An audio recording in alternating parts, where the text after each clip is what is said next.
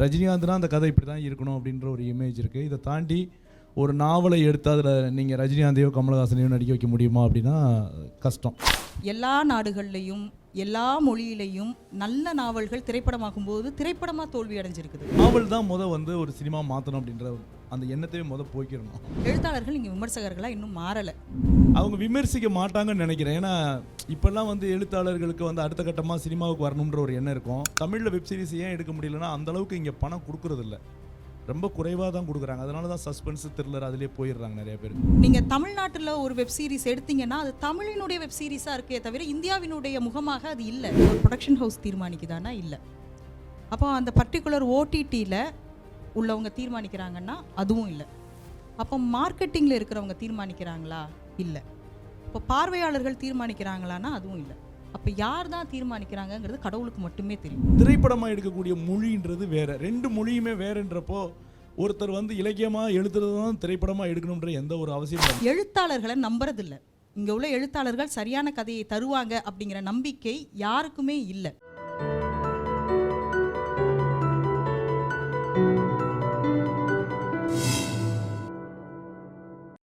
எல்லாருக்கும் வணக்கம்.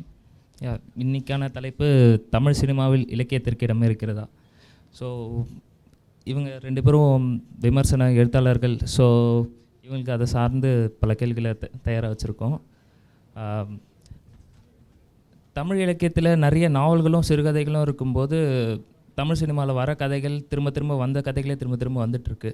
ஸோ அந்த மாதிரி வரும்போது தமிழ் சினிமாவில் கதைக்கான வறட்சி நிறைய பெருகிட்டே இருக்கா?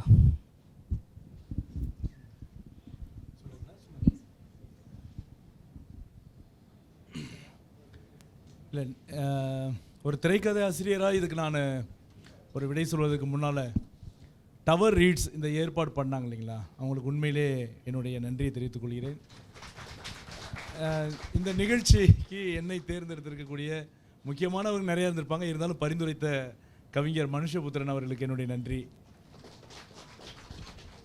ஒரு கதையை ஏன் சினிமாவாக எடுக்கலை அப்படின்றதுக்கு அடிப்படையாக இருக்கிறது நான் நினைக்கிறது என்னென்னா, அதில் இருக்கக்கூடிய வியாபாரம் தான் நினைக்கிறேன். ஏன்னா இயக்குனரையும் நடிகரையும் மையப்படுத்தி தான் இன்றைக்கி மையப்படுத்தி தான் திரைப்படம் இயங்குது. இப்போ லோகேஷ் கனகராஜ் இருக்கிறாருன்னா அவர் சொல்கிறது தான் கதை.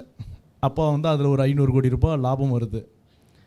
அதே போல் தான் ஒரு நடிகர் கிடைச்சா அந்த நடிகரை வைத்து தான் லாபம் வருது. அந்த நடிகருக்கு ஒரு இமேஜ் இருக்குது, ரஜினிகாந்த்னா அந்த கதை இப்படி தான் இருக்கணும் அப்படின்ற ஒரு இமேஜ் இருக்குது. இதை தாண்டி ஒரு நாவலை எடுத்து அதில் நீங்கள் ரஜினிகாந்தையோ கமலஹாசனையோ நடிக்க வைக்க முடியுமா அப்படின்னா கஷ்டம். அதனால் அது வியாபாரம் தான் அந்த விஷயத்தை தீர்மானிக்குது. ஆனால் இதை தாண்டி தமிழில் இருக்கக்கூடிய நாவலை நம்ம கொண்டு வர முடியுமா அப்படின்னா கொண்டு வர முடியும். நல்ல படைப்பாளிகள் குறைந்த பட்ஜெட்டில் படம் எடுக்கிறப்போ அந்த விஷயங்களை செய்யலாம். அதுக்கு இயக்குனர் கொஞ்சம் நல்லா படிக்கணும். போதுமான அளவுக்கு திரைக்கதை ஆசிரியர்களை பயன்படுத்தினா இன்னும் கொஞ்சம் நல்லா இருக்கும்னு நான் என்னுடைய அபிப்பிராயம். ஏன்னா எல்லா கதையுமே இயக்குனர்கள் படிக்க முடியும் அப்படின்னு நினைக்கல. என்னுடைய சொந்த அனுபவத்திலிருந்து ஒரு விஷயத்த சொல்லணும்னா, 1960கள் பற்றி ஒருத்தங்க திரை கதை எழுதணும் அப்படின்னு நினைக்கிறப்போ நான் அந்த திரைப்படம் சார்ந்து தியோடர் பாஸ்கரன், ரொம்ப முக்கியமாக எனக்கு ரொம்ப உதவியாக இருந்தது கலாப்பிரியாவுடைய சுவரொட்டி அப்படின்னு சொல்லக்கூடிய ஒரு புத்தகமும், என் மனம் வெள்ளித்திரை அப்படின்னு சொல்லக்கூடிய அந்த புத்தகமும். அப்போ அவருடைய திருநெல்வேலி பேக்ரவுண்டில் 1960களில் இருக்கக்கூடிய ஒரு திரைப்படம் சார்ந்திருக்க ஒரு பெரிய ஆவணமாக இருந்துச்சு. அதை மையப்படுத்தி ஏறத்தாழ ஒரு 8 மாதம் எழுதி அந்த திரைக்கதையை ஒன்று உருவாக்கி கொடுத்தோம். அதில் பெரிய சோகம் என்னென்னா, இயக்குனருக்கு புரியலை. இயக்குனருக்கு அந்த 60 காலகட்டமோ அது ஒரு ஜூப்ளி மாதிரி இருக்கணும் அப்படின்னு அந்த இயக்குனர் சொன்னார். ஆனால் அவர் ஜூப்ளி எப்படி ரசித்தார்னு தெரியல. ஏன்னா ஜூப்ளின்றது ஒரு வெப் சீரிஸ், அது 1940களில் இருக்கக்கூடிய ஒரு பாம்பே டாக்கீஸை மையப்படுத்தின ஒரு அற்புதமான ஒரு வெப் சீரிஸ். அதே மாதிரி இருக்கணும் அப்படின்றப்போ 60களை மையப்படுத்தி மாடர்ன் தேட்டர்ஸ் எல்லாம் மையப்படுத்தி ஒரு கதையை எழுதுறதுக்கு அந்த புத்தகங்களில் எனக்கு ரொம்ப உதவிச்சு. நாவலை விட ரொம்ப சுவையாக இருந்துச்சு அந்த புத்தகங்கள். ஆனால் அந்த புத்தகத்துக்கு 8 மாதம் தனிப்பட்ட வகையில் அது ஒரு ஆர்வத்தோடு செலவு பண்ணி போகிறப்போ இயக்குனருக்கு அதுக்கான புரிதல் ரொம்ப குறைவாக இருந்தது. அதை விட முக்கியமான விஷயம் என்னென்னா, அதை கொண்டு போகிறப்ப ஹீரோவுக்கு அந்த கதை சுத்தமாக உள்வாங்க முடியல அவங்களால. அதுலேயும் ரொம்ப முக்கியமாக 60 காலகட்டத்தில் 2 ஹீரோன்றப்போ நிறைய இப்போ வளர்ந்து வரக்கூடிய நாங்கள் பெரிய ஹீரோவுக்கெல்லாம் போல், ரஜினிகாந்த் கமல்ஹாசன்லாம் போல் அவர் எடுத்த படங்கள் நிறைய படங்கள் ஓடவே இல்லை. அப்படி ஒரு ஹீரோ கிட்ட தான் போனோம். அந்த ஹீரோ சொன்னார், நான் டபுள் ஹீரோ சப்ஜெக்டில் நடிக்க மாட்டேன் அப்படின்னு சொல்லிட்டார். அப்போ அந்த ஹீரோவே நடிக்க மாட்டாருன்னா, அவர் படம் இது வரைக்கும் வந்து எந்த படம் ஓடி நான் பார்த்ததே கிடையாது. அந்த ஹீரோவே நடிக்க மாட்டாருன்னா அப்போ பெரிய ஹீரோகிட்ட வந்து எப்படி வந்து ஒருத்தங்க அப்ரோச் பண்ணுவாங்க அப்படின்றது ஒரு பெரிய சிக்கல். அப்புறம் ஒரு 8 மாதம் தனிப்பட்ட முறையில் நான் உழைக்கிற மாதிரி எல்லாருமே உழைச்சி இது பண்ண முடியுமா அப்படின்னா, அப்புறம் ஒரு கட்டத்தில் சலிப்பு வந்துடும். இது என்னடா நாவலை வச்சுக்கிட்டு நம்ம எவ்வளோ தூரத்துக்கு இதில் வேலை பார்க்குற ஒரு சலிப்பு வந்துடும். இயக்குநர்களுக்குமே இந்த கஷ்டங்கள் இருக்கிறதுனால தான் என்ன செய்கிறாங்க, அந்த நடிகர்களுக்கு தகுந்த ஒரு கதையை தேர்ந்தெடுக்கிறது சுலபம் நினச்சிட்டு அப்படி போயிடுறாங்கன்னு நான் நினைக்கிறேன். 110 வருஷத்தில் ஒரு 5000த்திற்கும் மேற்பட்ட தமிழ் படங்கள் வந்திருக்கும். ஒரே கதையை திரும்ப திரும்ப எடுத்திருந்தா இன்றைக்கு சினிமா இருந்திருக்காது. ஆனால் எங்கே நம்ம தவற விட்டோம் அப்படின்னா, வேறு மொழி படங்கள் வேறு உலக படங்களை பார்த்து எடுக்கிற போக்கு முதல்ல இருந்தே சினிமாவுக்கு இருந்தது. ஆரம்ப காலகட்டத்திலிருந்தே உண்டு. மற்ற மொழி திரைப்படங்களை நம்ம அப்படியே எடுப்போம், ரீமேக் பண்ணுவோம். அப்படி இல்லைன்னா அந்த கதை நல்லா இருந்ததுன்னா அந்த கதையை நம்ம எடுத்துக்குவோம். எழுத்தாளர்களினுடைய பங்கு இலக்கியத்திலிருந்து நாம் எடுத்துக்கலாம் அப்படிங்கிற போக்கு ரொம்ப குறைவாக இருந்தது. இப்போது மொத்தம் இது வரைக்கும் ஒரு 2 வருடங்களுக்கு முன்பு வரைக்கும் நான் பார்த்த வகையில் 132 நாவல்கள் தமிழ் நாவல்கள் திரைப்படங்களாக வந்திருக்குது. அந்த 132 நாவல்களையும் அப்படியே எடுத்தாங்களா அப்படின்னு கேட்டால் இல்லை. அதுலேருந்து சில விஷயங்கள் எடுத்திருப்பாங்க, கதை மட்டும் எடுத்திருப்பாங்க, சில காட்சிகள் எடுத்திருப்பாங்க. இப்படி பார்த்தாலும் ஒரு அடாப்டேஷன் அப்படின்னு சொன்னால் ஒரு 132 நாவல்கள் வந்தது. இந்த 132 நாவல்களும் இலக்கிய நாவல்களா அப்படின்னு அடுத்த கேள்வி வச்சா அதுவும் இல்லை. உலக அளவிலேயே நீங்கள் இலக்கிய நாவல்கள் சினிமாவுக்கு மாறினது அப்படிங்கிறது ரொம்ப சொற்பம். பல்ப் ஃபிக்ஷன் தான் தொடர்ந்து மாறிக்கிட்டே வருது. நீங்கள் ஹாலிவுட் எடுத்துக்கிட்டாலும் எந்த நாட்டினுடைய இது எடுத்தாலும் பல்ப் ஃபிக்ஷன் தான் மாறி இருக்கும், உங்களுக்கு சினிமாவாக மாறி இருக்கும். இப்போ தமிழ் சினிமாவும் அதற்கு விதிவிலக்கு இல்லை. அப்போ இலக்கியத்திலிருந்து சினிமா அப்படின்னு பார்க்கும்போது வெகுஜன கதைகளிலிருந்து நாவல்களிலிருந்து சினிமா வந்தது அதிகம், இலக்கியத்திலிருந்து ரொம்ப சொற்பமாக தான் வந்திருக்குது. அதற்கு அவங்க சொன்ன மாதிரி எழுத்தாளர்களை இதுக்குள்ளே கொண்டு வர்றதும், நான் சொல்கிறது திரைக்கதை எழுத்தாளர்கள் பிறகு இலக்கிய எழுத்தாளர்கள் இரண்டுக்கும் வித்தியாசம் உண்டு. திரைப்பட எழுத்தாளர்கள் திரைக்கு எழுதுகிறவங்க வேறு, இலக்கியத்துக்கு எழுதுகிறவங்க வேறு. இரண்டையும் சரிசமமாக ஹேண்டில் பண்ணுறதுங்கிறது ரொம்ப குறைவு, ரொம்ப ரேர், ரொம்ப அரிது. அப்படி இருக்கிறவங்க ரொம்ப குறைவாக தான் வந்திருக்கிறாங்க. ஒருவேளை அவர்களுடைய பங்களிப்பு இருந்திருந்தால், சார் சொன்ன மாதிரி ஒரு புரிதல் இயக்குனர்களிடம் இருந்திருந்தால், தயாரிப்பாளரிடம் இருந்திருந்தால் வெவ்வேறு விதமான கதைகள் வந்திருக்கும். தமிழ் சினிமாவோட விமர்சனங்கள் எழுத்தாளர்கள் நிறைய பேர் எழுதுகிறாங்க. ஸோ ஆனால் அது பெருசாக கவனிக்கப்படாமே போயிடுது. அவங்க இலக்கிய வட்டத்தை சார்ந்தவங்க அவங்க மட்டுமே வாசிக்கிறதாவே இருக்குது. பெரும்பாலும் காணொலி சார்ந்த விமர்சனங்களே வந்துட்டுருக்கு.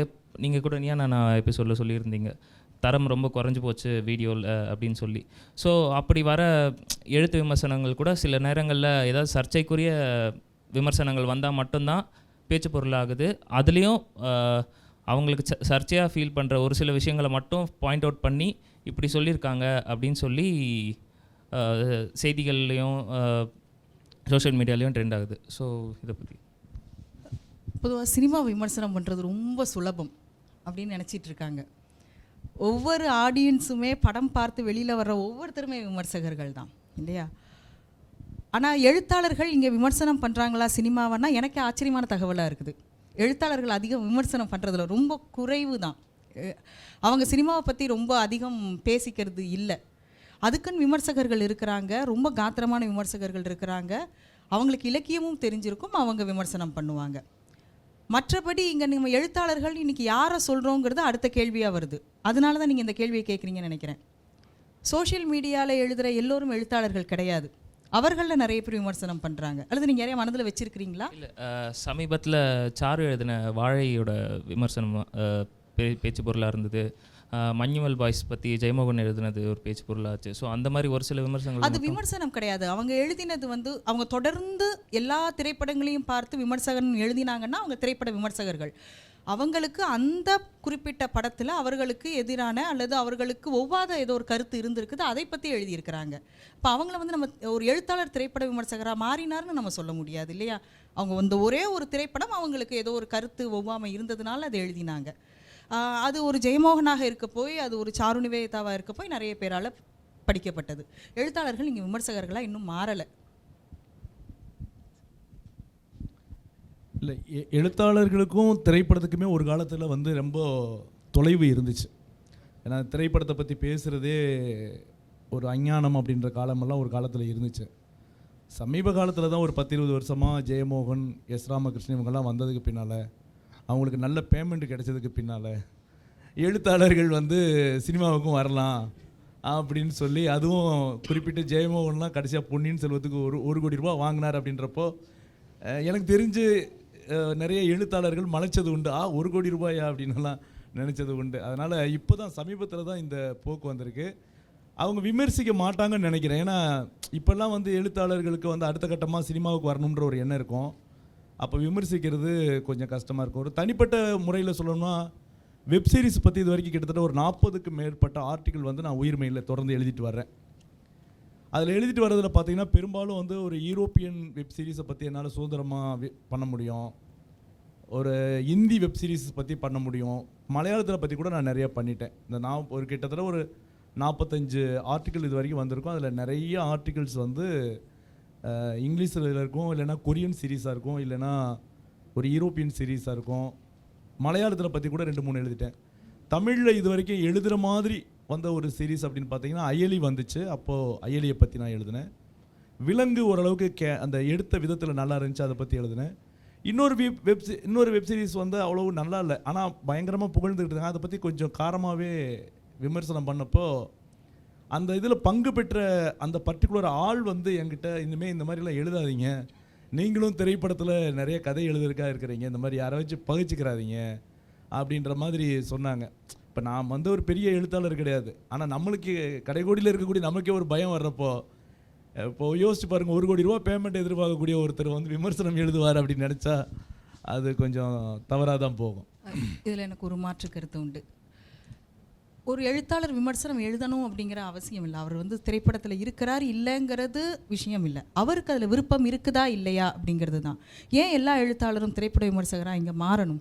எத்தனையோ கலை இருக்குது, ஓவியம் இருக்குது, கவிதை இருக்குது, எத்தனையோ இருக்கும்போது ஏன் நம்ம ஒரு எழுத்தாளர் திரைப்படத்துக்கு விமர்சனம் எழுதியே ஆகணும்னு நாம் விருப்பப்படுறோம்? இரண்டாவது, ஒரு திரைப்படத்தை விமர்சனம் செய்கிற அளவுக்கு அதில் ஏதாவது ஒன்று இருக்கணும். ஏதாவது ஒரு உள்ளீடு இருந்தது அப்படின்னா எந்த எழுத்தாளருமே, எழுத தெரிஞ்சவங்க யாருமே ஒரு தடவை பார்த்துட்டாங்கன்னா அது விமர்சனமே வேண்டாம், அந்த படத்தை பற்றி எழுதணும்னு அவங்களுக்கு தோணிடும். அவர்கள் எல்லாருமே வந்து நல்ல திரைப்படங்கள் எந்த மொழியில் வந்தாலும் எழுதக்கூடியவங்க தான்.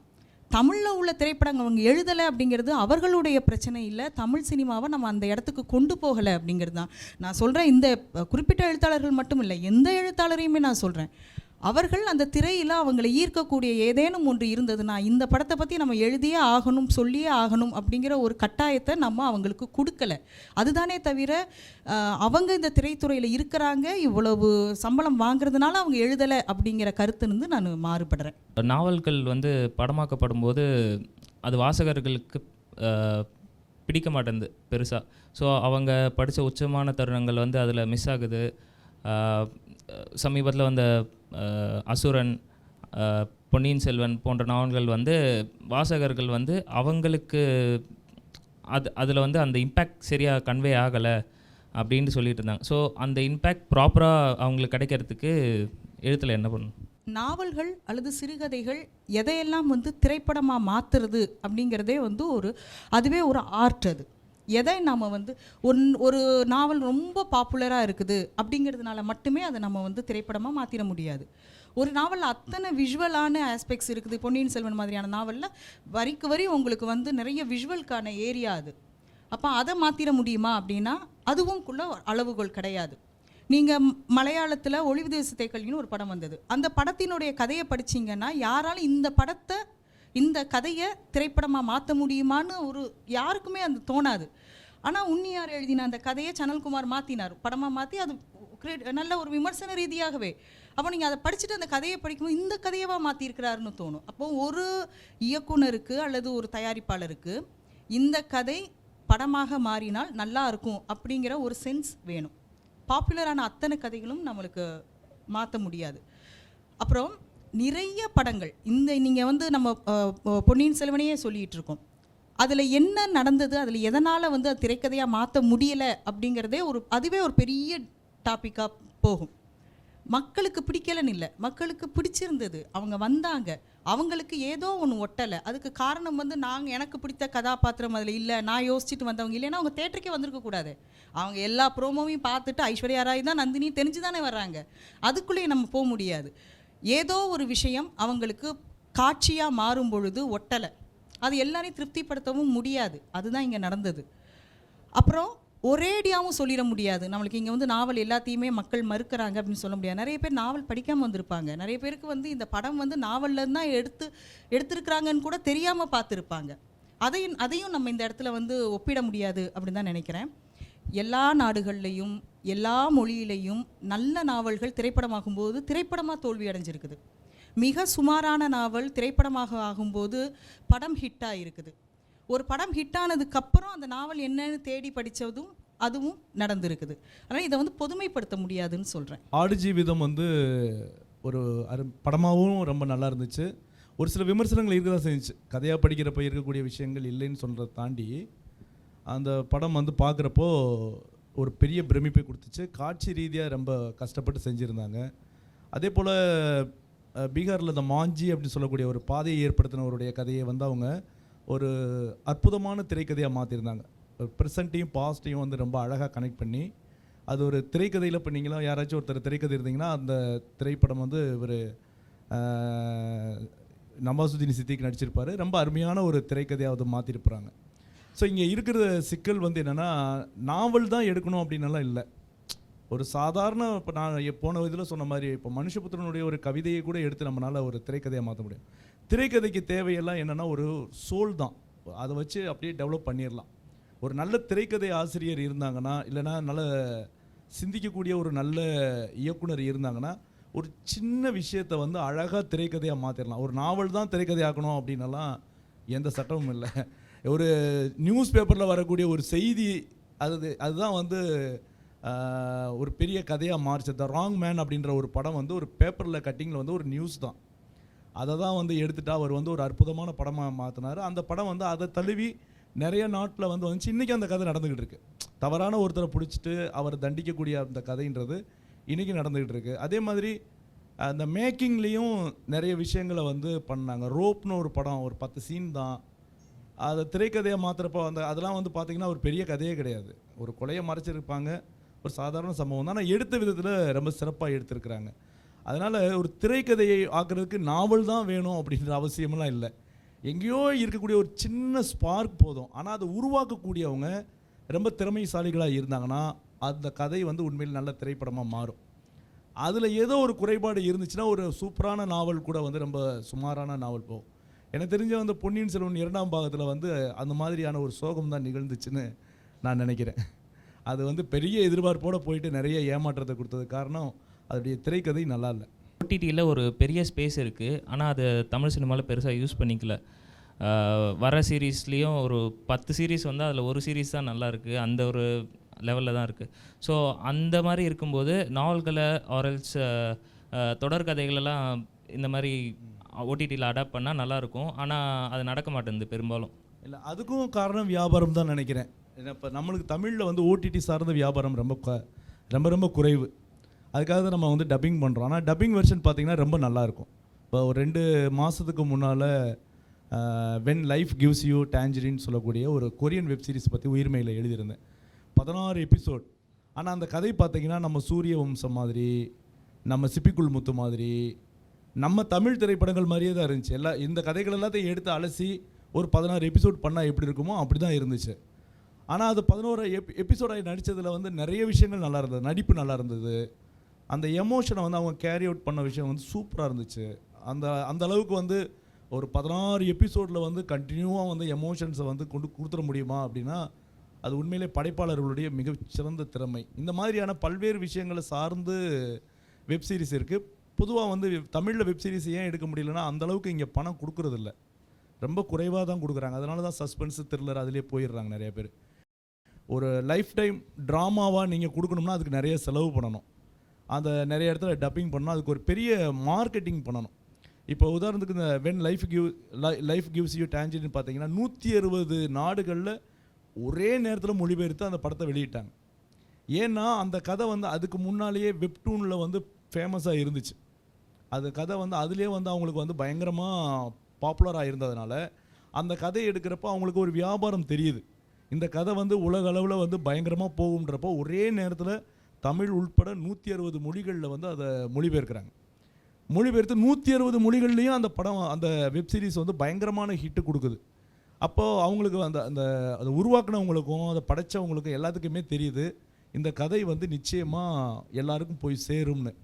நம்ம தமிழ்லையும் அந்த மாதிரியான ஒரு பெரிய டீம், ஒரு நல்ல பணம் செலவழிக்கக்கூடிய ஒரு நம்பிக்கையான ப்ரொடியூசர்ஸ் இவங்க 2 பேரும் இணைஞ்சாங்கன்னா அந்த மாதிரி ஒரு நல்ல கதை கிடைக்கும். அப்படி இல்லைன்னா சும்மா சாதாரண த்ரில்லர் இல்லை சும்மா ஒரு லவ் ஸ்டோரி இந்த மாதிரி தான் எடுக்க முடியும். ஏன்னா கம்மி காசு. நீங்கள் வெப்சீரிஸ்க்கு எவ்வளோ காசு கொடுக்குறாங்கன்னு நினைக்கிறீங்க? 8 எபிசோடுக்கு சேர்த்து மொத்தம் 2.5 கோடி தான் தர்றாங்க. 2.5 கோடி ரூபாயில் ஒரு இயக்குனர் வந்து எவ்வளோ தான் எடுத்துட முடியும்? 2.5 கோடின்றது நான் சொல்கிறதே அதிகம்தான். இன்னும் அதை விட கம்மியாக தான் கொடுக்குறாங்க. இதில் வந்து நடிகர்களை பார்க்கணும், இடத்த பார்க்கணும், ஒளிப்பதிவு பண்ணணும், எல்லாமே பண்ணணும். அப்படின்றப்போ ஒரு 2.5 கோடி ரூபா ப்ராடக்ட் வந்து நம்மளுக்கு என்ன தான் நம்ம வந்து பயங்கரமாக ஆர்ட்டில் வந்து விளையாண்டா கூட வந்து அதோடைய குவாலிட்டி வந்து கட்டாயம் தெரிஞ்சிடும். அதனாலையும் ஒரு காரணம் நம்ம அதிகமாக எடுக்க முடியாததுக்கு. நான் ஒரு ப்ரொடக்ஷன் ஹவுஸில் 1 இயர் ஒர்க் பண்ணேன். அது வந்து ஒரு நேஷ்னல் லெவல் ப்ரொடக்ஷன் ஹவுஸ். அவங்க வந்து தொடர்ந்து வெப் சீரிஸ் பண்ணுற ஒரு ஐடியாவில் இருந்தாங்க. அவங்க ஹிந்தியில் நிறைய பண்ணியிருக்கிறாங்க. இப்போ தமிழில் இருந்து பண்ணலாம் அப்படிங்கும்போது கதைகள் கேட்டோம். இப்போ வந்த பெரும்பாலான கதைகள் வந்து த்ரில்லராக இருந்தது அல்லது அரசியல் பின்புலத்தோடு இருந்தது. இங்கே யார் தீர்மானிக்கிறாங்க ஒரு கதையை அப்படிங்கிறது ரொம்ப முக்கியம். ஒரு ப்ரொடக்ஷன் ஹவுஸ் தீர்மானிக்குதானா? இல்லை. அப்போ அந்த பர்டிகுலர் ஓடிடியில் உள்ளவங்க தீர்மானிக்கிறாங்கன்னா அதுவும் இல்லை. அப்போ மார்க்கெட்டிங்கில் இருக்கிறவங்க தீர்மானிக்கிறாங்களா? இல்லை. இப்போ பார்வையாளர்கள் தீர்மானிக்கிறாங்களான்னா அதுவும் இல்லை. அப்போ யார் தான் தீர்மானிக்கிறாங்கங்கிறது கடவுளுக்கு மட்டுமே தெரியும். முதல்ல அவர் ஒருத்தர் இருந்தார்னா அவருக்கு தெரியும் அப்படின்னு கூட நம்ம சொல்லி, அதுவே ஒரு மர்மம் இல்லையா? அப்போ ஒரு மர்மமான இடத்துக்குள்ளே தான் அது போய் சிக்கிட்டு இருக்குது. யார் இதை தீர்மானிக்கிறாங்க அப்படின்னு. வருகிற தமிழில் அல்லது ஒரு சவுத் சைடில் இருந்து வர வெப் சீரிஸ் எல்லாமே ஒரு வருது அப்படின்னு சொன்னால் அது உண்மையாகவே அது எப்படி நடந்தது அப்படிங்கிறது ஒரு மேஜிக்காக தான் இருக்கும். ஏன்னா அந்த அது எழுதி முதல்ல போய் சப்மிட் பண்ணி அதை ஒருத்தங்க படித்து இது நல்லா இருக்குதுன்னு அடுத்த லெவலுக்கு போயின்னு வெவ்வேறு லெவல் இருக்குது. அதில் ஃபில்டர் பண்ணி தான் வரும். அப்படி ஃபில்டர் பண்ணி வரும்போது இந்த ஒன்று சொல்லுவாங்கள்ல, இந்த குழந்தை ஒரு படம் வரையும், ஒரு ரவுண்டு போடும், ரவுண்டு போட்டு அது ஒன்று சொல்லும், இது கிணறு அப்படின்னு சொல்லும். அப்புறம் அடுத்து உள்ளவங்க வந்து அந்த கிணத்துக்கான ஏதாவது ஒன்று போடணும், படி போடுவாங்க, வாளி போடுவாங்க, தண்ணி விடுவாங்க.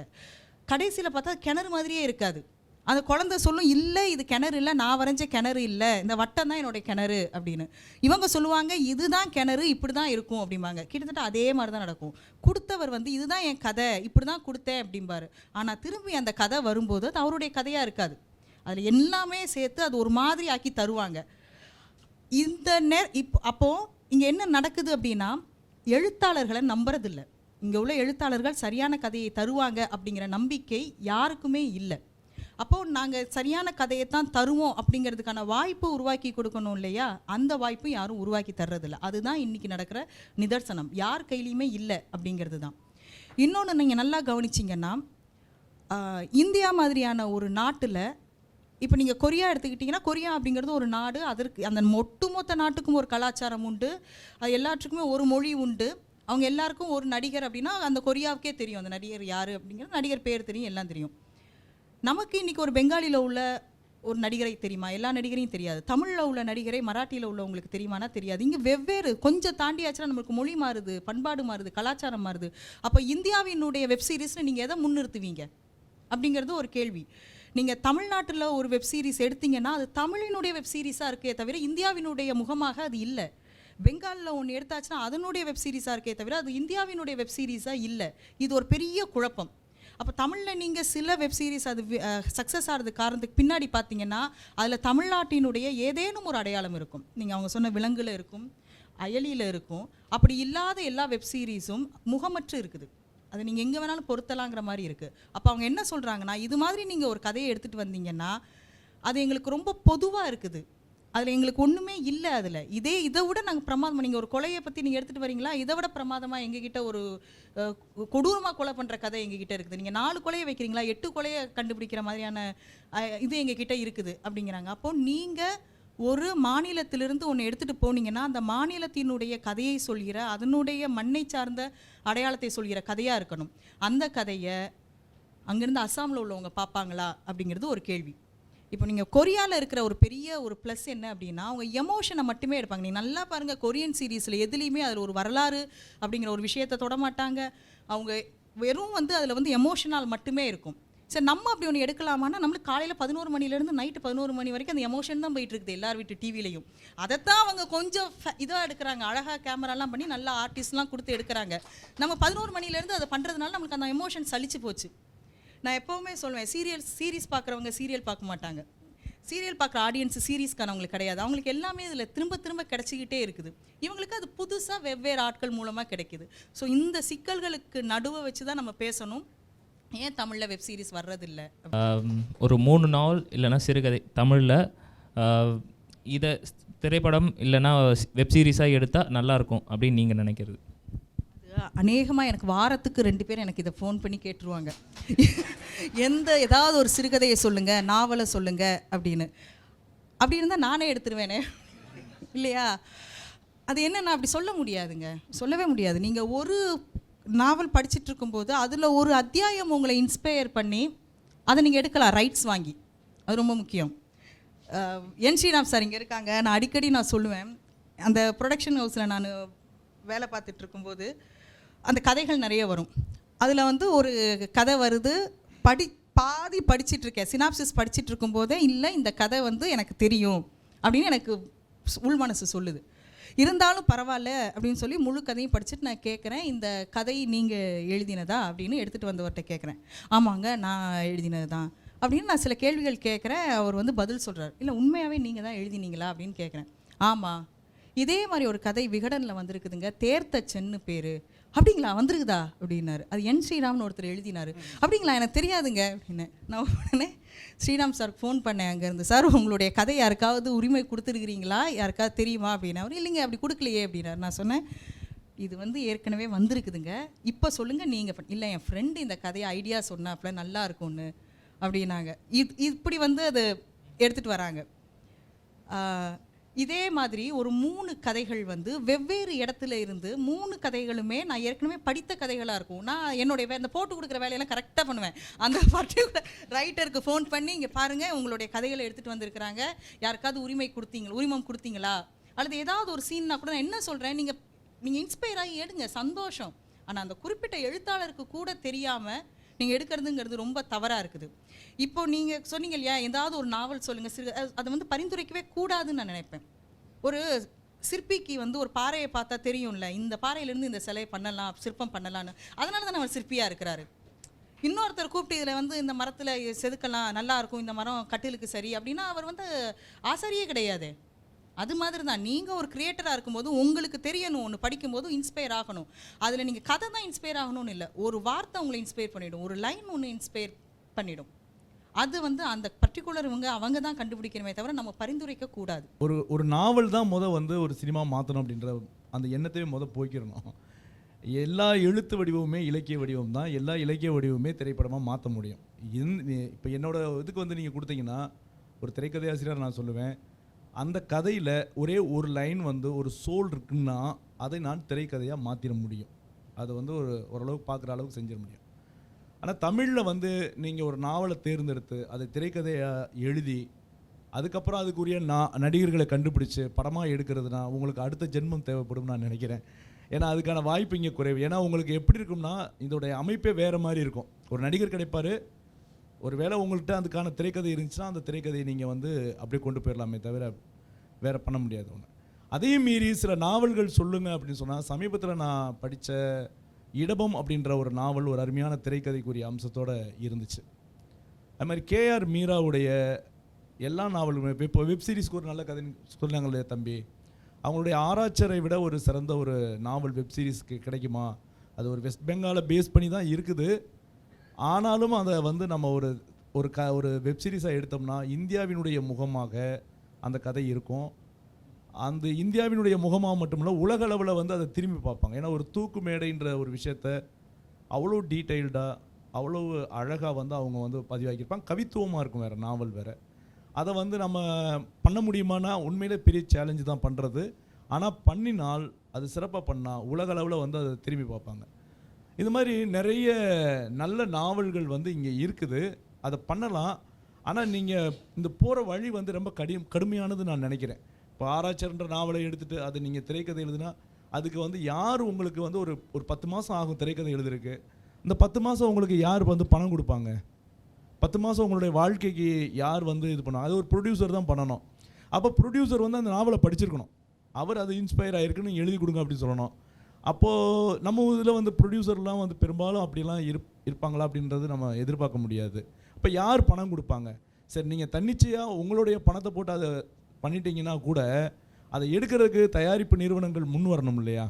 இப்படி நிறைய சிக்கல் இருக்குது. அதனால் நாவல் வச்சுட்டு அப்படி போகிறது அப்படின்றது நடைமுறையில் ரொம்ப சிக்கலாக இருக்குது. ஆனால் நிறைய நாவல்கள் வந்து நல்லா இருக்குது. அதை தாண்டி ஒரு விஷயத்த சொல்கிறேன், எந்த ஒரு கதையிலையும் ஒரே ஒரு வரி அதில் ஒரு நல்ல ஒரு சோல் இருந்துச்சுன்னா அதை அருமையான திரைக்கதையாக மாற்ற முடியும். இந்த நாவல் தான் பண்ணணும், இதுதான் சிறப்பான நாவல் அப்படிலாம் கிடையாது. கதை வேறு, திரைக்கதை வேறு. மேடம் வந்து ரொம்ப அழகாக சொன்னாங்க. ஒரு இடத்துக்கு போனால் அங்கே ஒரு அறையில் வந்து ஒரு பிணம் இருந்துச்சு, அந்த அறைக்குள்ளார கதவை திறந்து அந்த பிணத்தை பார்த்தான் அப்படின்னு சொல்கிறது ஒரு நாவலாக இருக்கும், சரிங்களா? திரைக்கு வரப்போ வேறு ஒரு மொழியை நீங்கள் இது பண்ணணும். அவன் போனான் அப்படின்னு ஒரு சஸ்பீசியஸாக ஏதோ ஒரு விஷயத்தை நீங்கள் சொல்லணும். கதவை திறந்தான், அங்கே ஒரு பிணம் இருந்துச்சு அப்படி சொல்லணும். ஸோ மொழி வந்து இங்கே மாறுது. இந்த மொழி மாறுறப்போ நீங்கள் என்ன தான் வேர்ல்டு கிளாசிக்காக எழுதினாலும் இந்த மொழியில் தான் நீங்கள் சொல்ல போகிறீங்க. அப்போது அது இலக்கியமாக நீங்கள் படிக்கிறது வேறு, திரைப்படமாக எடுக்கக்கூடிய மொழின்றது வேறு. ரெண்டு மொழியுமே வேறுன்றப்போ ஒருத்தர் வந்து இலக்கியமாக எழுதுறது தான் திரைப்படமாக எடுக்கணுன்ற எந்த ஒரு அவசியம் இல்லை. மேடம் சொன்ன மாதிரி மிக சாதாரணமான பல்ப் நாவல்கள் தான் மிகச்சிறந்த திரைப்படங்களாக மாறுது. ஏன்னா அதுக்கான அந்த கண்டென்ட் அதில் தான் கிடைக்கும். அதுக்கு வந்து ஒரு எமோஷன்ஸ் தேவை, ஆக்ஷன்ஸ் தேவை. அப்படின்றப்போ வந்து அந்த மாதிரியான ஒரு எழுத்துக்கள் தான் பெரும்பாலும் வந்து கரெக்டாக வந்து ஒரு ஹீரோவுக்கு வந்து பொருந்துகிற மாதிரி இருக்கும். அதனால் இலக்கியத்தை தான் எழுதணும் அப்படின்றதெல்லாம் இல்லை. ஆனால் நல்ல நாவல்கள் தமிழில் வந்து எடுத்து செய்யலாம். ரொம்ப முக்கியமான ஒன்று இது மறந்தேன், உயிர்மை பதிப்பத்தில் வந்த இது பிரபாகரனின் போஸ்ட்மார்ட்டம் மிக அற்புதமான ஒரு நாவல். அதை எழுதுறதுக்கு நான் நிறைய இயக்குநர்கள்ட்ட வந்து பரிந்துரைச்சேன், இதை வந்து நீங்கள் வந்து ஒரு திரைப்படமாக எடுக்கலாம், ரொம்ப அருமையாக இருக்கும்னு. அதை படித்த ஒரு 2-3 இயக்குநர்கள் கேட்ட முதல் கேள்வி, இது எப்படி திரைப்படமாக மாறும்? ஏன்னா எடுத்தோன்னே ஹீரோ செத்து போயிடுவான்.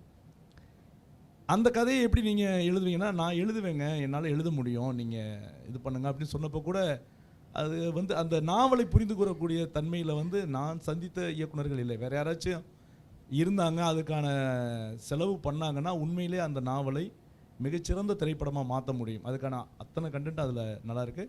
அது மட்டும் இல்லை, அவர் எழுதின நிறைய கதைகளில் அந்த மருத்துவம் சார்ந்த விஷயங்கள் வந்து நிறைய வருது. அது எல்லாமே வந்து இன்றைக்கி இருக்கக்கூடிய ஒரு திரைப்படத்துக்கு, ஒரு சஸ்பென்ஸாக இருக்கக்கூடிய ஒரு திரைப்பட உலகத்துக்கு ரொம்ப ரொம்ப ரொம்ப ஒரு அற்புதமான கண்டென்ட்டை வந்து கொடுத்துட்ருக்காரு. ஆனால் அதை யாரும் திரைப்படமாக எடுத்த மாதிரி எனக்கு தெரியல. பாஸ்கர் சக்தி சார் இங்கே இருக்கிறதுனால அவருடைய அழகர் சாமி குதிரை வந்து அதுவுமே நீங்கள் படிக்கும்போது அதை திரைப்படமாக மாற்ற முடியுமா அப்படிங்கிற ஒரு அது சிறுகதையாக படிக்கும்போது, ஆனால் அது திரைப்படமாக ஆச்சு, அதுக்கு நிறைய விருதுகள் கிடைச்சது. அது ஒரு பக்கம். இன்னொரு பக்கம் அவருடைய கனகதுர்காங்கிற ஒரு தொகுப்பில் வந்து பழுப்பு நிற புகைப்படம்னு இருக்கும். கரெக்ட் தானே சார்? தலைப்பு பழுப்பு நிற புகைப்படம்னு இருக்கும். அந்த கதையை நீங்கள் படித்தீங்கன்னா அப்படியே நீங்கள் போய் எம்டன் மகனை பார்க்கணும். அதுக்கு அவருக்கு திரைக்கதை ஆசிரியராகவும் அதற்கு பணி செய்திருக்கிறார், வசனமும் எழுதியிருக்கிறாரு. ஆனால் அதில் சில விஷயங்கள், இது ஏன் அப்படி சொல்கிறேன்னா, அந்த விஷயம் அவருடைய சொந்த அனுபவத்திலிருந்து எடுத்து அது ரொம்ப வந்து சீரியஸான ஒரு விஷயத்தை அந்த படத்தில் வந்து ரொம்ப காமெடியான ஒரு விஷயமா மாற்றிருப்பாங்க. ஆனால் நம்மளுக்கு வந்து அதுக்கு உள்ள ஒரு வலி இருக்கும், ஒரு பெயின் இருக்கும். ஆனால் அது நான் அந்த பழுப்பு நிற புகைப்படம் தான் அதில் வந்து எம்டன் மகனுடைய ஒரு இன்ஸ்பிரேஷன் அப்படின்னு அவர் எங்கேயுமே அவர் சொன்னதில்லை. இது வரைக்கும் என்கிட்ட தனிப்பட்ட உரையாடலையும் அவர் சொன்னதில்லை, வேறு எங்கேயும் பொதுவில் சொல்லியிருக்கிறாராலும் எனக்கு தெரியாது. ஆனால் அதை படிக்கும் போதெல்லாம் எனக்கு தோணும் இதுதான் எம்டன் மகன். ஏன்னா அந்த படத்தில் அவர் வேலையும் செய்திருக்கிறாரு, நடிக்கவும் செய்திருக்கிறார் ஒரு கதாபாத்திரத்தில் வேறு. அப்போ இது ஏன் அப்படி சொல்கிறேன்னா, எங்கேயோ ஒரு இடத்துல நீங்கள் படிக்கும்போது உங்களுக்கு அது மற்றவங்க யார் கண்ணுக்குமே அது படாது. இதை வந்து படமாக பண்ணிட முடியும், இதை திரைக்கதையை எழுதிட முடியும்னு தோணாது. ஆனால் நமக்கு தோணும் சில பேர், அது வந்து ஒரு பர்சனலாக ஒரு கனெக்ஷன் இருக்கும், அதை வந்து பண்ணிட முடியும். பாஸ்கர் சக்தி சார் இங்கே இருக்கிறதுனால அவரை வச்சு நான் அந்த சொன்னேன். இப்போது சினிமா நீங்கள் சொன்ன மாதிரி ஃபுல்லாகவே வந்து கமர்ஷியல் ஆகிடுச்சு, வியாபாரம் ஆகிடுச்சு. இதுக்கு வந்து இன்டெரக்டாக வந்து ஆடியன்ஸ் தான் ரீசனா? ஏன்னா இப்போ கடைசி விவசாயி மாதிரி ஒரு நல்ல கண்டென்ட் ஓரியன்ட் ஃபிலிம் வந்து தமிழ் ஆடியன்ஸ் யாருமே வந்து இது பண்ணல. அந்த படம் வந்து ஃப்ளாப்புன்ட்டு விஜய் சேதுபதி நிறைய இன்டர்வியூவில் சொல்லியிருக்காரு. ஸோ இது எல்லாத்துக்குமே வந்து ஆணிவேர் வந்து ஆடியன்ஸ் தான். ஆடியன்ஸ் வந்து கண்டென்ட் ஓரியன்ட் ஃபிலிம் வந்து எப்படி பார்க்கணும், கமர்ஷியல் ஃபிலிம்ஸை அவங்க எப்படி பார்க்கணும்? நீங்கள் அதை பற்றி என்ன சார் நினைக்கிறீங்க உங்கள் பாயிண்ட் ஆஃப் வியூவில்? சார், பொதுவாக ஆடியன்ஸ்க்கு கொண்டு போய் ஒரு படத்தை சேர்க்குறதே இன்றைக்கி ஒரு பெரிய டாஸ்காக இருக்குது. ஒரு படம் அந்த கியூப் இது வெள்ளி டு வெள்ளி இந்த ஒரு வாரத்துக்குள்ளே அந்த படம் கலெக்ஷன் ஆகியே ஆகணும் அப்படிங்கிற ஒரு கட்டாயத்துக்குள்ளே இருக்குது.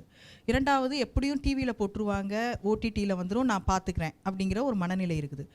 ஒரு படத்தை நீங்கள் பார்த்தே ஆகணும் அப்படின்னு சொல்கிறதுக்கு இயக்குனர், அந்த படத்தில் நடித்தவங்க, கேமராமேன், அதில் டச்சப் பண்ணவங்க, அதுக்கப்புறம் அதுக்கு வந்து ப்ரொடக்ஷன் வேலை பார்த்தவங்க, இவங்க வரைக்கும் இன்டர்வியூ தர வேண்டியிருக்குது இன்றைக்கி. அப்படின்னா தான் வந்து இன்றைக்கி தேட்டரில் போய் பார்க்குறாங்க படத்தை. ஒரு படத்துக்கான ஓப்பனிங் அப்படிங்கிற ஒரு விஷயம் இருக்குதுல்ல, அதுதான் படத்தினுடைய வசூலை தீர்மானிக்குது. அப்போ இதுக்கு நடுவில் ஒரு படம் வருது அப்படின்னு சொல்லி ஆடியன்ஸை தேட்டருக்குள்ளே கொண்டு வர்றதே இன்றைக்கி ஒரு பெரிய டாஸ்காக இருக்குது. இது வந்து என்ன அப்படின்னா, நீங்கள் ஒரே ஒருத்தர் என்னுடைய டயத்தையும் என்னுடைய பணத்தையும் செலவு பண்ணி ஒரு படத்துக்கு போகிறேன் அப்படின்னா நீங்கள் என்னெல்லாம் யோசிப்பீங்கன்னா, இந்த படம் நல்லா இருக்குதா, என்னோட டயத்துக்கு ஒர்த்தாக இருக்குதா, இது எல்லாம் யோசிச்சுட்டு தான் வருவீங்க. இதையெல்லாம் யோசிக்க விடாமல் உங்களை வர வைக்கிறது கமர்ஷியல் படம் வர வச்சிடும். இது எத்தனையும் நீங்கள் யோசிச்சுக்கிட்டு தான் வரணும், உங்களுக்கு நாங்கள் டைம் தரோம் அப்படின்னு சொல்கிறது நீங்கள் சொல்கிற மாதிரியான எக்ஸ்பிரிமெண்டல் ஃபில்ம். இது மக்களுக்கு வந்து நீங்கள் டிவியில் போடும்போது, ஓடிடியில் பார்க்கும்போது கடைசி விவசாயி அவ்வளோ பேர் பார்த்தாங்க, அவ்வளோ பிடிச்சிருந்ததுன்னாங்க. அப்போது நீங்கள் ஆடியன்ஸ்க்கு டைம் தர மாட்டேங்கிறீங்க. ஒரு தியேட்டர் வந்து டைம் தரணும். இல்லை எங்களுக்கு நாங்கள் வந்து பாப்கார்ன் விற்பனைக்காக மட்டுமே நாங்கள் தியேட்டரை வச்சு நடத்துகிறோம் அப்படின்னு சொல்கிற தியேட்டர்கள் தான் இன்றைக்கி அதிகமாக இருக்கிறாங்க. நான் தொடர்ந்து தியேட்டர்கள் வந்து பார்வையாளர்களை எவ்வளவு மோசமாக நடத்துகிறாங்க அப்படிங்கிறத நான் பதிவு பண்ணிக்கிட்டே வரேன். ஏன் பார்வையாளர்கள் மேலே அவ்வளவு அலட்சியம் இந்த தியேட்டருக்கு? ஒரு 40 நிமிஷம் ஒரு படம் பார்த்துருக்கேன் சார். எனக்கு வந்து நான் நினச்சிட்டே இருக்கேன், ஏன் இந்த படம் நல்ல படம்னு சொல்கிறாங்க. இந்த படம், இந்த மாயக்குத்துன்னு ஒரு படம் 40 நிமிஷம் நான் பார்த்துருக்கேன். என் கண்ணாடியெல்லாம் துடைக்கிறேன் நான் திரும்ப திரும்ப. ஏன்னா எனக்கு என்னவோ என் கண்ணில் பிரச்சனைன்னு நினச்சேன். ஏன்னா அலசலாக தெரியுது இமேஜ் எல்லாமே. நல்ல படம் தானே சொன்னாங்க அப்படின்னு தான் எனக்கு திரும்ப திரும்ப தோணுது. அப்புறம் தான் முன்னாடி சீட்டில் பின்னாடி உள்ளவங்கலாம் அந்த முணுமுணுப்பு வருது. இல்லை சரியில்லை சரி, அப்போ பரவாயில்ல, நம்மளுக்கு கண்ணு பிரச்சனை இல்லை அப்படின்னு முதல்ல ஆறுதல். வெளியில் வந்து இன்டர்வலுக்கு அப்புறம் வரும்போது தான் அந்த டீம் வந்திருக்கிறாங்க. அவங்க சொல்கிறாங்க, முன்னாடி 3D படம் போட்டிருந்தாங்க இந்த ஸ்க்ரீனில், அதை மாற்றவே இல்லை அந்த மோடை. அப்போ 40 நிமிஷம் அப்படிங்கிறது விளையாட்டு கிடையாது, இல்லை அது எக்ஸ்பிரிமெண்டல் ஃபில்ம். அதை பார்க்குறதுக்கு தேட்டருக்கு அத்தனை பேர் வர்றதே ஒரு பெரிய விஷயமா இருக்கும்போது இப்படி பண்ணக்கூடாது இல்லையா? அதுக்கப்புறம் வந்து சவுண்ட் சிஸ்டம், நீங்கள் நிறைய விஷயங்கள் இருக்குதுங்க. இன்னொரு படம் மனிதர்கள்னு ஒரு படம், அதை போய் அது வந்து இரவு முழுவதும் நடக்கிற படம் பார்க்குறவங்களுக்கு தெரிஞ்சிருக்கும். ஒரு இரவு முழுக்க நடக்கிற ஒரு படம், மிக குறைவான லைட்டிங். அவங்க எதை நம்பி அந்த லைட் பண்ணுறாங்க அப்படின்னா, தேட்டரில் அது அந்த தேட்டர் எஃபெக்டில் இது நல்லா இருக்கும்னு நினச்சி லைட் பண்ணி ஒரு படத்தை கொண்டு வந்து வச்சா, எனக்கு கடைசி வரைக்கும் அந்த கதாபாத்திரங்கள் முகமே நான் பார்க்க முடியல. நான் என்ன நினச்சிட்டு இருந்தேன், அந்த படம் முடிகிற வரைக்கும் ஏன் இவ்வளோ புவர் லைட்டிங்கில் பண்ணியிருக்கிறாங்க, கண்டென்ட் நல்லா இருக்கு, இப்படி பண்ணியிருக்கேன். வெளியில் வந்து சொல்கிறேன், அந்த அந்த இயக்குனர் சொல்கிறாரு, இல்லை இந்த தேட்டரில் தான் இப்படி இருக்குதுங்க, இன்னொரு தேட்டரில் ரொம்ப நல்லா இருக்குதுங்கிறாங்க. நான் எதுக்கு சொல்கிறேன்னா, ஒரு படத்தை நீங்கள் தேட்டரில் கொண்டு வந்து, இன்றைக்கி தேட்டர் அப்படிங்கிற ஒரு விஷயம் மோனோபொலியாக மாறிட்டே வருது. நீங்கள் கொஞ்சம் வெயிட் பண்ணணும், இந்த படத்து நல்லா இருக்குது அப்படின்னு முதல்ல நம்ப செய்யணும். அதுக்கான ஸ்பேஸ் இல்லை. முதல்ல நம்ம ஆடியன்ஸை குறையே சொல்ல முடியாது. அவங்களுக்கு நேரம் இருக்கும்போது தாங்க வருவாங்க. சினிமாவை வாழ வைக்கிறது மட்டுமா அவங்களுக்கு வேலை? எவ்வளவோ இருக்கும். அப்போ அவங்க வர வைக்கிற வரைக்கும் நம்ம வெயிட் பண்ண வேண்டி இருக்கும். இப்போ பிரியாணின்னு ஒரு படம் இருந்துச்சு, தமிழ் படம் இல்லை, கன்னட படம். ஸோ அது பார்க்கும்போது சாதாரண கதை தான், நான் தேட்டரில் பார்க்கல, இப்போ தான் கொஞ்ச நாள் முன்னாடி தான் பார்த்தேன். ஸோ அதை பார்க்க ஒரு அழுத்தமான கதை தான் அது. ஒரு பெண்ணை வேறு சமூகத்தில் இருக்க பொண்ணை ஒரு எப்படி பார்ப்பாங்க அப்படின்ற ஒரு இதை பற்றின கதை.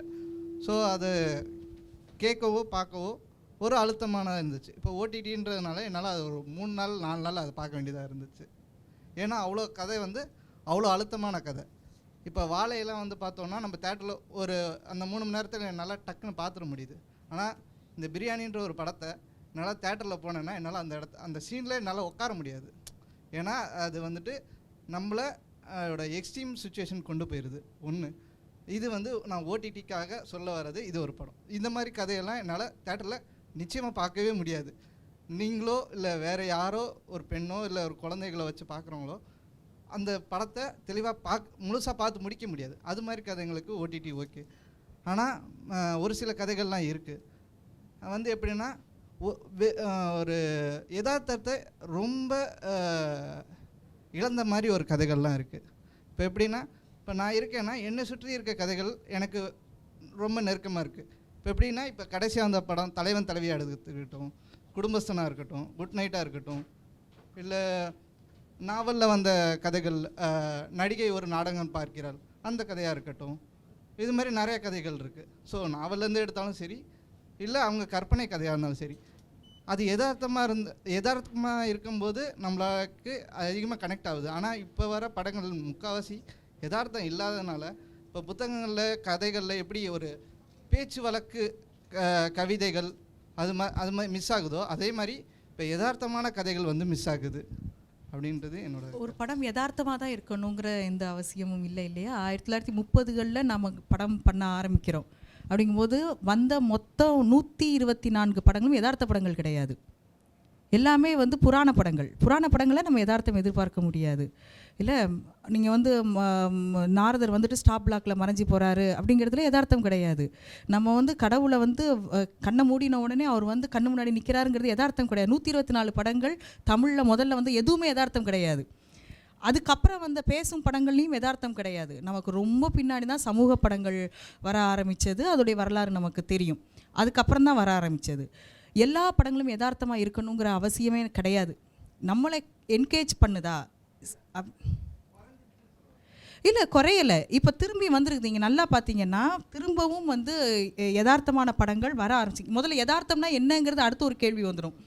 அதுக்குள்ளே இப்போ நீங்கள் சொல்கிறத வச்சு நான் புரிஞ்சிக்கிறது என்னென்னா, என்னுடைய கதையை அவங்க ஒன்று சொல்லணும், என்னை கனெக்ட் பண்ணுற மாதிரி ஒரு விஷயத்த சொல்கிறது கம்மியாயிடுச்சு அப்படிங்கிறீங்க. அப்படி படங்கள் வந்து வருது, நம்மளுடைய பார்வைக்கு வருதா அப்படிங்கிறது இன்னொன்று. அப்படி ரொம்ப சிறப்பாக எடுக்கப்பட்ட படங்கள் எல்லாமே தொடர்ந்து நீங்கள் பார்த்தீங்கன்னா வெற்றி பெற்றுட்டே வருது. மிக யதார்த்தமாக எடுக்கப்பட படங்கள் அது எல்லாமே வந்து தொடர்ந்து தோல்வியை நோக்கி போயிட்டு இருக்குது. அதையும் நம்ம பார்க்கணும். தொடர்ந்து உயிர்மை டிவியோட வீடியோஸை பார்க்க சேனலை சப்ஸ்கிரைப் பண்ணுங்கள். உடனடி அப்டேட்ஸை பெற பெல் ஐக்கானை ப்ரெஸ் பண்ணுங்கள்.